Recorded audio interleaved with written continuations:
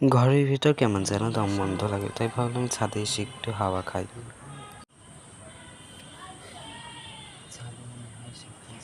ছাদে আসলেই মনে হয় জীবন একটু থেমে গেছে। না ডেডলাইন, না ওয়াইফাই লাইট, শুধু আকাশ আর আমি। এই ছাদে একসময় ক্রাশকে দেখতাম চুপি চুপি, এখন দেখি শুধু গ্যাসের বিল আর দায়িত্বের পাহাড়। ছাদে উঠে বুঝি পৃথিবী এত চাপ দিচ্ছে না, আমরাই নিজেই নিজেকে দিই।